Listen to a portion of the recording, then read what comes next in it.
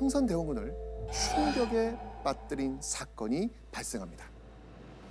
재위 10년 차가 된 아들 고종이 흥선대원군의 뜻을 거스리고 독단적으로 벌인 일 때문이었습니다.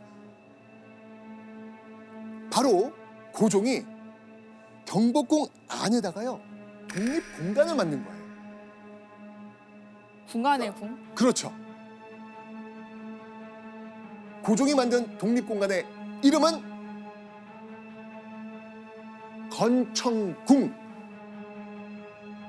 궁 안에 있는 또 다른 궁, 왕과 왕비만의 공간을 만든 겁니다. 이게 무슨 의미였을까요? 이제 휘둘리지 않겠다라는. 그렇죠.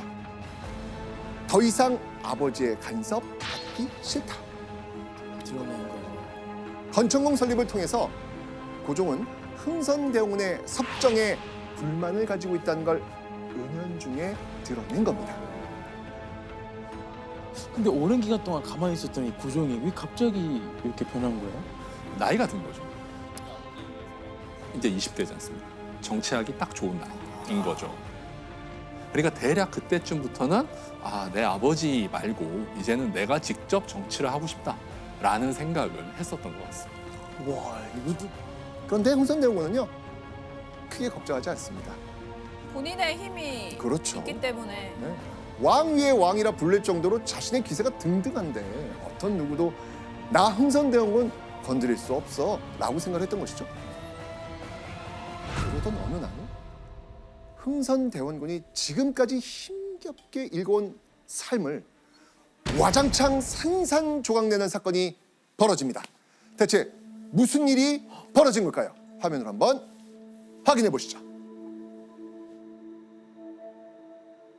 종친의 반열에 속하는 사람은 그 지위만 높여주고 후한 녹봉을 줄 것이며 나라의 정사에 관여하지 못하게 하소서.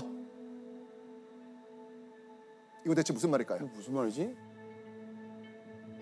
그러면은 흥선대원군 쪽에 있던 사람들의 힘을 잃게 하는 거 아니에요?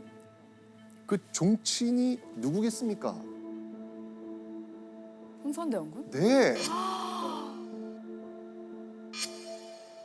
지금 누군가 정면으로 흥선대원군을 비판하는 상소를 올린 거예요.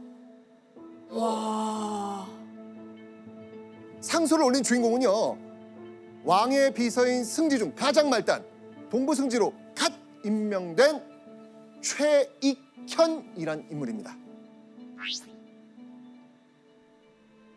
상소의 전체 내용을 요약해 보자면요 공식적인 직책도 없는 오직 국왕의 생부에 불과한 대원군이 대체 왜 국정에 참여하냐는 겁니다. 자, 그렇다면 아버지 흥선대원군을 공개적으로 비판하는 이 상소를 본 고종, 그의 반응은 어땠을까요? 고종의 반응은 이랬습니다.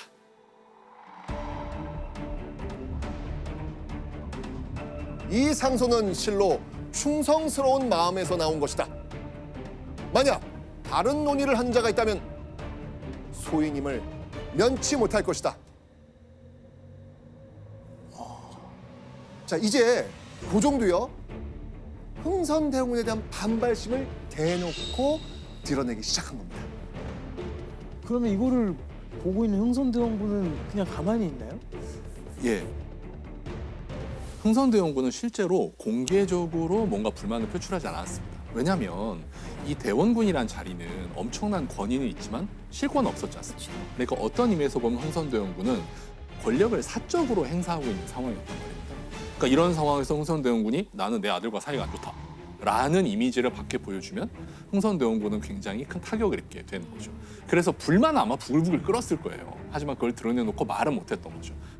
대신에 자기가 장악하고 있던 여러 대신들을 시켜가지고 고종한테 막 상소를 보내게 한 겁니다. 최익현 잡아 죽여라, 최익현 처벌해라 이런 식으로. 그렇게 상소가 고종에게 엄청나게 올라가게 됩니다.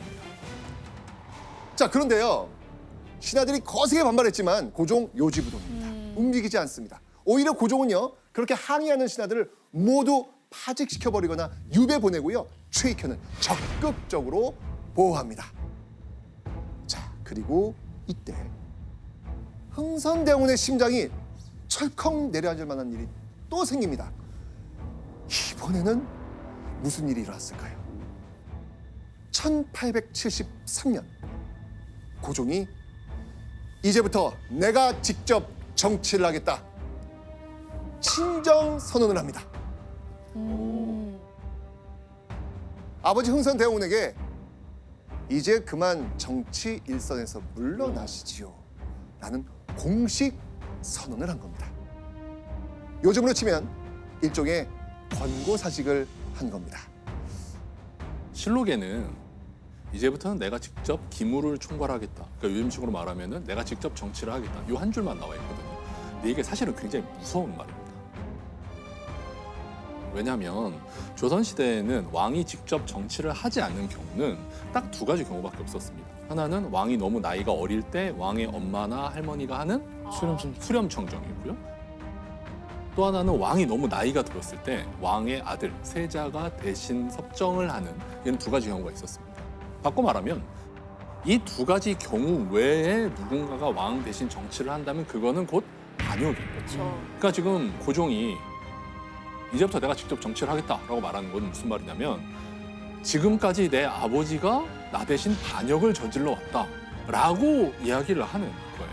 그러니까 이거는 정말 흥선대원군을 대놓고 들이받아버리는 거죠. 그리고 고종은요, 또 하나 충격적인 조치도 감행합니다. 이젠 아버지랑 나는 옛날 같은 관계 아니야. 그때 지었던 문 없애버려. 맞습니다. 맞습니다. 흥선대원군과 고종 자신을 이어줬던 전형문을 폐쇄해버립니다.